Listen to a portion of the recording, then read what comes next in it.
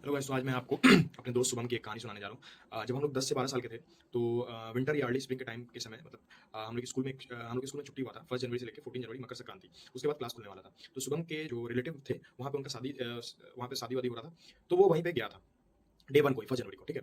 तो वहाँ पे गया तो वहाँ पे एक बीमार बच्चा था, जिसको सब बोले थे माता आई हुई है। बट फिर भी शुभम ने वहाँ पे रहा, उसी के साथ खेला-कूदा, ठीक है?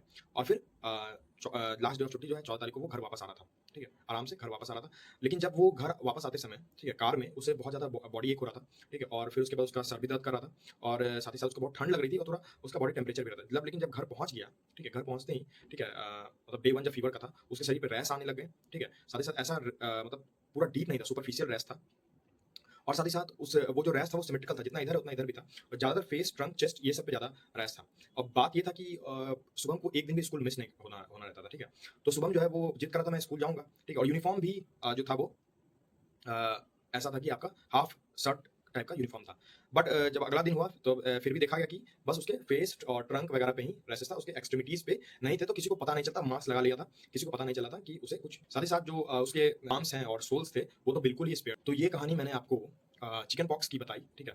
जो शुरू में बताया कि विंटर के समय मतलब कि ये जो एनवायरमेंटल फैक्टर है, वो विंटर या अर्ली स्प्रिंग में ही ज़्यादा चिकन पॉक्स के जो है वो चिकन पॉक्स एक्टिव होता है, ठीक है? चिकन पॉक्स होता किसकी वजह से? चिकन पॉक्स होता है आपके वेरिसोला जोस्टर वायरस, ठीक है? That is human herpes virus 3, इसके वजह से होता है। मेनली इसका सोर्स ऑफ इन्फेक्शन क्या है? मैंने बताया कि जब वहाँ गया, वो अपने गाँव गया, तो वहाँ पे भी किसी को पहले से था चिकन पॉक्स, ठीक है? तो जो इन्फेक्टेड पर्सन है, उसी से ये सोर्स ऑफ इन्फेक्शन है। और कैसे है? तो ट्रांसमिशन कैसे हो रहा है? तो इसका जो ड्रॉपलेट न्यूक्लियाई है, लेस देन 5 नैनोमीटर का इसका ड्रॉपलेट न्यूक्लियाई का साइज़ है, इसके इन्हेलेशन से आपका ये होता है चिकन पॉक्स। साथ ही साथ अगर कोई प्रेग्नेंट वुमन है, अगर वो भी चिकन पॉक्स से इन्फेक्टेड है, तो वो अपने बच्चे को भी पास कर सकती है, ठीक है? और उसे बोलेंगे हम लोग नियोनेटल वेरिसेला, ठीक? और माँ को है तो मैटरनल वेरिसेला।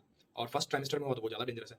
फिर दूसरा चीज़ ये आता है कि इंक्यूबेशन पीरियड। मैंने आपको बताया कि डे 1 से लेके डे 14 तक वो वहाँ पे रहा, ठीक था। जब वापस आ रहा था तो उसके बॉडी टेम्परेचर बढ़ गया, ठीक है? और रैश आ गए। तो इसका मतलब हुआ कि ये जो डे 1 से लेके 14 तक है, ये आपका उसका इंक्यूबेशन पीरियड है, ठीक? और फिर उसके बाद मैंने आपको बताया जब वो कार में था, तो कुछ-कुछ सिम्पटम थे, माइल्ड टू मॉडरेट फीवर था, फिर उसके बाद मैलेज था, अनईज़ीनेस था, ठीक है? फिर उसके बाद आपका बॉडी एक था।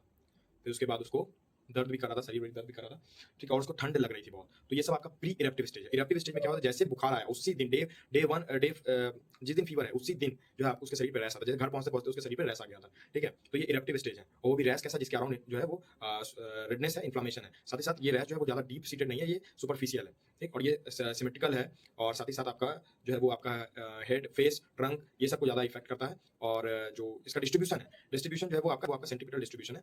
साथ ही साथ ये आपके पाल्म्स और सोल्स, पाल्म्स और साथ ही साथ ये पाल्म्स और सोल्स जो है उनको स्प्रेड कर देता है, वहाँ पे नहीं होता है, ठीक है? और मैंने बताया कि वो हाफ टी-शर्ट आराम से पहन के, हाफ शर्ट जो है आराम से पहन के स्कूल गया था, इसका मतलब कि उसके एक्सट्रीमिटीज़ में ये रैशेस नहीं आए थे, ठीक?